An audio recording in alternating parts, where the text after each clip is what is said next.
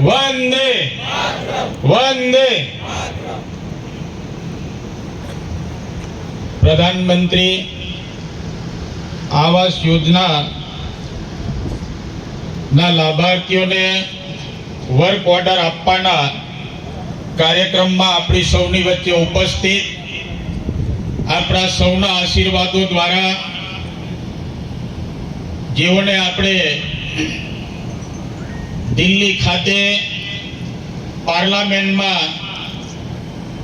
આપણને આશીર્વાદો આપે એના માટે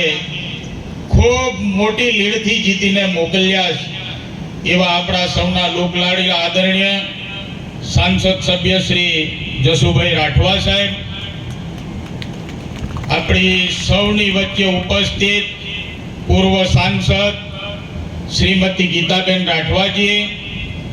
હમણાં જ આપણને માર્ગદર્શન આપ્યું એવા જિલ્લામાં એમના માર્ગદર્શન નીચે આ તાલુકા કવાંટ તાલુકાના કર્મચારી અધિકારીઓ સૌની મહેનત દ્વારા અહીંયા 7,000 જેટલા લાભાર્થીઓને આજે વર્ક ઓર્ડર આપવાના છે અને તેઓના પણ આ જિલ્લા કક્ષાએથી માર્ગદર્શનના કામ કરાવવાનું એમના જે માર્ગદર્શન હતું એવું માર્ગદર્શન આપણે મળ્યું છે એવા આપણા જિલ્લા વિકાસ ગ્રામ એજન્સીના ડાયરેક્ટર સાહેબ શ્રી કેડી ભગત સાહેબ, ઉપસ્થિત જિલ્લા પંચાયતના ઉપપ્રમુખ માન્ય રણજીતભાઈ હિલ, ઉપસ્થિત જિલ્લા પંચાયતના સભ્ય શ્રી સુરતનભાઈ, પૂર્વ શિક્ષણ સમિતિના ચેરમેન બેન શ્રી ભાવનાબેન, તાલુકા પંચાયતના પ્રમુખ માન્ય મિલનભાઈ, તાલુકા પંચાયતના કારોબારી અધ્યક્ષ માન્ય પિન્ટુભાઈ, જિલ્લા પંચાયતના સભ્ય માન્ય સુરેશભાઈ, આપણા છોટાઉદેપુર તાલુકા ભાજપના પ્રમુખ માન્ય કાળુભાઈ, તાલુકા પંચાયતના સભ્ય ઈશનભાઈ, તાલુકા પંચાયતના સભ્ય સત્રસિંહભાઈ, પૂર્વ તાલુકા પંચાયતના પ્રમુખ સત્રસિંહ ભીલ સાહેબ, તાલુકાના તાલુકા વિકાસ અધિકારી શ્રી અને આ વિભાગમાં કામ કરતા તમામ અધિકારી કર્મચારી શ્રીઓ, તમામ ગ્રામ પંચાયતમાંથી ઉપસ્થિત માન્ય સરપંચ શ્રી, તલાટી કમ મંત્રી શ્રીઓ અને ગામડે ગામડેથી પધારેલા સૌ મારા પ્રધાનમંત્રી આવાસ યોજનાના લાભાર્થીઓ તથા ભાઈઓ તથા બહેનો, આપણે કેડી ભગત સાહેબ કીધું એ પ્રમાણે સૌથી પહેલા તો આપણા નિયામક સાહેબને અને તાલુકાના તાલુકા વિકાસ અધિકારી શ્રીને અને નીચેની જે ટીમ તાલુકામાં કામ કરી રહી છે એ તમામ કેડી ભગત સાહેબથી માંડીને તમામ અધિકારી કર્મચારી શ્રીઓનો હું ખૂબ ખૂબ આભાર માનું કે કવાંટ તાલુકાની અંદર આજે 2024-25માં 7,000 થી ઉપરના લાભાર્થીઓને વર્ક ઓર્ડર આપીને તમે માનવનું માનવ મંદિર બનાવવાના આશીર્વાદો આપણા સૌના દ્વારા પ્રાપ્ત થયા છે તે બદલ તમારો સૌનો હું આ તબક્કે આભાર માનું છું અને અભિનંદન પણ પાઠવું છું. આપણે બધા સૌ જાણીએ કે આપણે ગમે જગ્યાએ પ્રવાસે ગયા હોય, એ મહાકુંભમાં ગયા હોય, માં અંબાજી ખાતે અંબાજી ગયા હોય કે અન્ય કોઈ પણ પ્રવાસન સ્થળો પર આપણે કુટુંબ સહિત ગયા હોય, પરંતુ ત્યાં જેટલો આનંદ આવે એટલો આનંદ આપણે લૂંટીને આવીએ, માણીને આવીએ, પરંતુ આપણો થાક ઉતરે તો આપણો થાક ક્યાં ઉતરે? આપણા પોતાના ઘરના બારણે, આપણા પોતાના ઘરે આવીને આપણો થાક ઉતરતો હોય. એવું માનવ મંદિર બનાવવા માટે દેશના પ્રધાનમંત્રી નરેન્દ્રભાઈ મોદી સાહેબે આપણને ખૂબ મોટા આશીર્વાદો દ્વારા માનવ મંદિર બનાવવા માટેના આશીર્વાદો દીધા છે. આપણે બધા સૌ જાણીએ કે ભૂતકાળોની સરકારોમાં આપણને જે આવાસો મળતા હતા, એક એવા પ્રકારના આવાસો આપણને પ્રાપ્ત થતા હતા એ બધું જ આપણે સૌ જાણીએ છીએ. પરંતુ દેશના પ્રધાનમંત્રી નરેન્દ્રભાઈ મોદી સાહેબ કીધું એ પ્રમાણે તમે 6 માસની અંદર આવાસનું કામ પૂર્ણ કરી દો તે તમને 1,82,000 રૂપિયાની સહાય દેશના પ્રધાનમંત્રી નરેન્દ્રભાઈ મોદી સાહેબના આશીર્વાદો દ્વારા પ્રાપ્ત થવાની છે. આજે જ્યારે પ્રધાનમંત્રી આવાસ યોજનાની વાત થઈ રહી છે ત્યારે આખા દેશની અંદર 3 કરોડ આવાસો દેશના પ્રધાનમંત્રી નરેન્દ્રભાઈ મોદી સાહેબે આપણને દીધા છે. શહેરી યોજના અંતર્ગત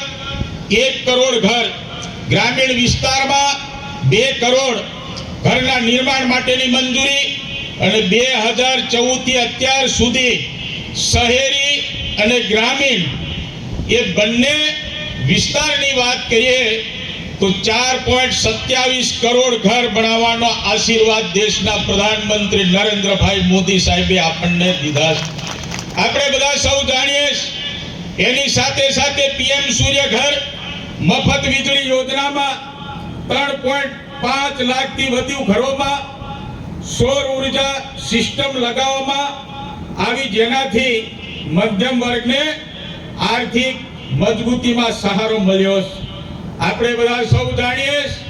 કે 2 ઓક્ટોબર મહાત્મા ગાંધીજીની જન્મ જયંતિના અવસરે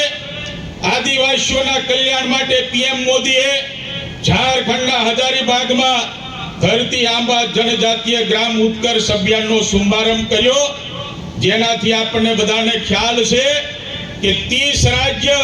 અને કેન્દ્ર શાસિત પ્રદેશોના 549 જિલ્લા અને 2,740 બ્લોકમાં 5 કરોડથી વધુ 63,000 ગામોને જનજાતીય ઉત્કર્ષ યોજનાનો લાભ મળી રહ્યો છે. આપણે બધા સૌ જાણીએ કે અત્યારે જિલ્લાના આપણા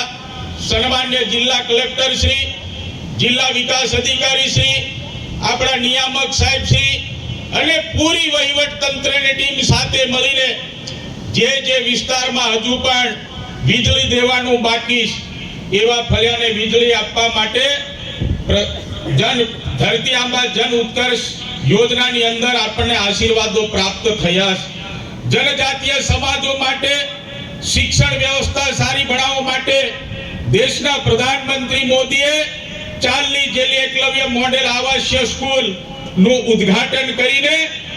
2800 કરોડ રૂપિયાથી વધુ ખર્ચથી 25 EMRS ની આધારશિલા મૂકી, 75,800 થી વધુ પીવીટીજી ના ઘરોનું વિદ્યુતીકરણનો લાભ પણ આપણા આદિવાસી વિસ્તારમાં આપવામાં આવ્યો છે. આપણે બધા સૌ જાણીએ કે ખેડૂત પ્રધાન સન્માન નિધિ અહીંયા બેઠેલા કોઈએ પણ આપણે દેશના પ્રધાનમંત્રી નરેન્દ્રભાઈ મોદી સાહેબને આપણે પત્ર નથી લખ્યો, પરંતુ દેશના પ્રધાનમંત્રી નરેન્દ્રભાઈ મોદી સાહેબે દરેક ખેડૂતોના ખાતામાં વર્ષના 6,000 રૂપિયા જમા થાય એના માટે પ્રધાનમંત્રી કિસાન સન્માન નિધિનો 17મો હપ્તો રિલીઝ કરીને 12.33 કરોડ ખેડૂતોને અત્યાર સુધીમાં 3 લાખ કરોડ રૂપિયા આપીને આપણને ખેડૂત સન્માન નિધિમાં આશીર્વાદ દેવાનું કામ દેશના પ્રધાનમંત્રી નરેન્દ્રભાઈ મોદી સાહેબે આપણને કર્યું છે. આપણે બધા સૌ જાણીએ અત્યારે આપણા કેડી ભગત સાહેબ સખી મંડળોની વાતો કરતા હતા. દેશના પ્રધાનમંત્રી નરેન્દ્રભાઈ મોદી સાહેબે 11 લાખ નવી લખપતિ દીદીઓને પ્રમાણપત્ર આપીને 1 કરોડથી વધુ લખપતિ દીદીઓને દર વર્ષે 1 લાખ રૂપિયાથી વધુની કમાણી કરી શકે એવા પ્રકારના આશીર્વાદ દેશના પ્રધાનમંત્રી નરેન્દ્રભાઈ મોદી સાહેબે આપણને દીધા. 5,000 કરોડ રૂપિયાની બેંક લોન જાહેર 2.35 લાખ SHGS ના 25.8 લાખ સભ્યો એનો લાભ લીધો. મુદ્રા લોનમાં આપણે બધા સૌ જાણીએ પેલા 10 લાખ રૂપિયા સુધીની લોનો આપણને પ્રાપ્ત થતી હતી, પરંતુ દેશના પ્રધાનમંત્રી નરેન્દ્રભાઈ મોદી સાહેબે નવયુવાનોને રોજગારી આપવા માટે હવે 20 લાખ રૂપિયા ઉપરની આપણને આશીર્વાદ દીધી છે લોન માટે. પ્રધાનમંત્રી આવાસ યોજનાની વાત હોય દીનદયાળ અંત્યોદય યોજનાની વાત હોય તો દીનદયાળ અંત્યોદય યોજનામાં પણ 10 કરોડથી વધુ મહિલાઓને સંગઠિત કરીને તેમની આજીવિકા, ડિજિટલ સાક્ષરતા અને સામાજિક વિકાસ માટે 90 લાખથી વધુ સ્વસહાય જૂથો બનાવવામાં આખા દેશમાં આવ્યા છે. આદિવાસી સમાજને સશક્ત કરવા માટે પ્રધાનમંત્રી વનબંધુ કલ્યાણ યોજના, આપણે બધા સૌ જાણીએ છીએ કે ભારત વિશ્વમાં બીજા નંબરની સૌથી મોટી વસ્તી હોય તો આદિવાસીઓની વસ્તી આ ભારત દેશમાં જે પ્રકૃતિ અને સંસ્કૃતિ અને આદિવાસીઓથી વિવિધતાથી ભરેલો આપણો આ દેશ, કુલ વસ્તીમાં આદિવાસીઓનો હિસ્સો 8.9%. કુલ ભારત દેશની જે વસ્તી એમાં કુલ વસ્તીના 8.9% જેટલી વસ્તી આપણી આદિવાસીઓની હિમાલયથી આંદામાન નિકોબાર સુધી 700 થી વધુ અનુસૂચિત જાતિઓ આવેલી, જેથી આદિવાસી સમાજ પણ પાછળ ના રહી જાય એના માટે 28 ઓક્ટોબર 2014 ના રોજ શરૂ થયેલી પ્રધાનમંત્રી વનબંધુ કલ્યાણ યોજનાના આપણને લાભ મળી રહ્યા છે. આપણે બધા સૌ જાણીએ છીએ, ઘણી વખત મારી સ્પીચમાં પ્રધાનમંત્રી આદિ આદર્શ ગામની વાત કરું, એના માટે હું કહેવા માંગુ છું કે આદિજાતિ પેટા યોજના અને વિશેષ કેન્દ્રીય સહાયની અગાઉની જે યોજના પ્રધાનમંત્રી આદિ આદર્શ ગ્રામ યોજના ના નામથી આ અમરેલા યોજનામાં સામેલ કરવામાં આવી હતી. પાયાની સુવિધાઓ પૂરી પાડવા માટે 36,428 ગામોને માર્ગ સાથે જોડીને, મોબાઈલ સાથે, ઇન્ટરનેટ સાથે જોડીને આપણને દેશના પ્રધાનમંત્રી નરેન્દ્રભાઈ મોદી સાહેબે આશીર્વાદ દીધા છે. એનાથી પણ જ્યારે આગળ વધીએ ત્યારે આંગણવાડી કેન્દ્રો, આરોગ્ય ઉપકેન્દ્રો, પીવાના પાણીની સુવિધાઓ, ડ્રેનેજ, ઘન કચરાના વ્યવસ્થાપન માટે દરેક ગામને 20.38 લાખ રૂપિયા દેવાનું કામ દેશના પ્રધાનમંત્રી નરેન્દ્રભાઈ મોદી સાહેબે કર્યું, જેના કારણે મારી ગ્રામ પંચાયતમાં આવતી શાળાઓ હોય, આંગણવાડી કેન્દ્રો હોય કે અન્ય કોઈ બીજી પેટા આરોગ્ય કેન્દ્રની વ્યવસ્થાઓ હોય, ત્યાં દેશના પ્રધાનમંત્રી નરેન્દ્રભાઈ મોદી સાહેબ દ્વારા પ્રાથમિક વ્યવસ્થા થવાની. 2025 ને 26 સુધીમાં 7,273 કરોડ રૂપિયા ખર્ચ કરવામાં આવશે. 31 જુલાઈ 2024 સુધીમાં 16,000 ગામડાઓની યોજનાને મંજૂરી આપીને 2,283 કરોડ રૂપિયા આદિ આદર્શ ગામમાં ફાળવીને આપણને આખા દેશમાં આશીર્વાદ દેવાનું કામ દેશના પ્રધાનમંત્રી નરેન્દ્રભાઈ મોદી સાહેબે આપણને દીધું છે. આપણે બધા સૌ જાણીએ કે કવાંટ વિસ્તાર, ખૂબ અંતરિયાળ વિસ્તાર, ડુંગરાળ વિસ્તાર, પ્રકૃતિને સંસ્કૃતિમાં રહેતો મારો આદિવાસી વિસ્તાર માટે ભૂતકાળોની સરકાર શું વ્યવસ્થા આપી એ આપણને બધાને ખ્યાલ છે. મેં ગઈકાલે પણ કસરવાર ગામે મેં મારી સ્પીચમાં કીધું